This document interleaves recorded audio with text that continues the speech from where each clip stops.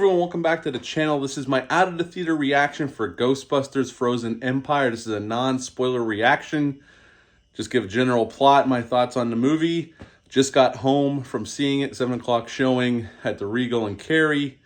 And Ghostbusters Frozen Empire picks up a few years after the events that took place in Oklahoma. The Spengler family has moved into the firehouse and they are Ghostbusters. We see it right in the beginning of the film. Film opens up with them on a case. And there's a new demon or a new ghost that wants to take over the world. Garaka gets released from this orb. This is all in the trailers, not really a spoiler. And it's up to our team of new and old Ghostbusters to capture the ghost and stop the upcoming apocalypse. And that is pretty much Ghostbusters Frozen Empire without giving too much away. What did I like about this one? Well, the cast, the returning cast here from Ghostbusters Afterlife, Paul Rudd, Carrie Coon, McKenna Grace, Finn Wolfhard, all great. Podcast is back.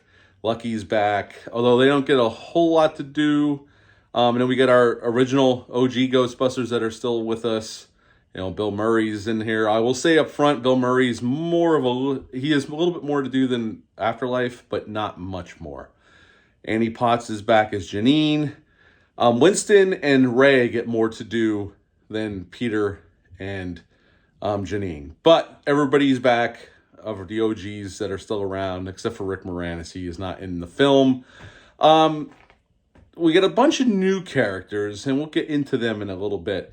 As for Garaka, the new ghost, I dug him as the main bad guy. I liked his backstory. I liked his design is really well done. Now, directing-wise, Jason Reitman did not direct this film. He produced it and he co-wrote it. Gil Keenan came in to direct the film. He co-wrote Afterlife with Jason Reitman. So he stepped up to direct. And I think he does a pretty good job here. It's definitely a bigger scope of a film than Afterlife. But also, that's to his detriment, it's also a more unfocused film. And we'll get into that in a second. The effects look pretty damn cool. The Frozen effects look really good. The ghost effects, Slimer looks awesome. Looks like they used puppetry again like they used in the original films. In the original film, so he looks awesome here. And, you know, at the end of the day, we get ghost busting. And that's what you want. And we want to have fun. And there's some funny moments. And we do advance and we bring in some new mythology to the ghost-busting world. And this movie definitely felt, I know they even said in the promotional materials, the director and Jason Reitman, where they took a lot of ideas from the cartoon, the Real Ghostbusters cartoon series, which I absolutely loved as a kid, and I still like watching them, and my son loves them. And you could tell, definitely this has shades of the Real Ghostbusters in here. Now, any negatives? Yes, this movie's not perfect. It's very unfocused. It tries to do way too much in an hour and 55 minutes. And there's way too many characters. There's way too many new characters. And there's a lot of subplots and side stuff. And a lot of it could be cut out and it wouldn't really affect the film all that much and actually be a more focused film.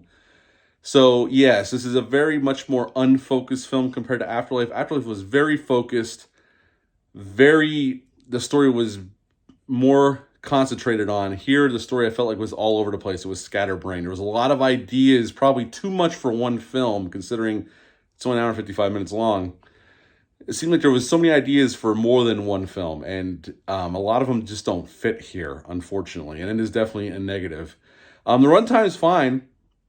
There's just too much here, too many new characters to focus on. And even in the final battle with the OG characters and the newer characters, there's just, you could tell the director was having a hard time showing everybody in this last battle. Like there was just too many people on screen. And you could definitely feel the weight of that on the film. And it was just too much, unfortunately. So that takes a little bit away from my score on this one. I think it's a very more unfocused film. I still had a good time with it. I still enjoyed it. At the end of the day, I would give Ghostbusters Frozen Empire an 8 out of 10. My son Troy gave it a 9 out of 10. He really, really liked it. And my wife gave it an 8 out of 10 as well. I'd have to see it again. I still enjoyed it. I like Afterlife more. I really, really like Afterlife. I thought it was a great sequel to the original two films. This one, again, I enjoyed it, but there's definitely issues here. And it's a movie I'll definitely buy, but we'll see when it comes out in physical media, but we'll see how it holds up over more viewings. But yeah, 8 out of 10 for Ghostbusters Frozen Empire. Are you planning on seeing this one? Are you excited about it? Leave a comment down below. Let me know. Hit the thumbs up. Hit the subscribe button. Share this video. I greatly would appreciate that. That's it for this video. Until next time. Bye.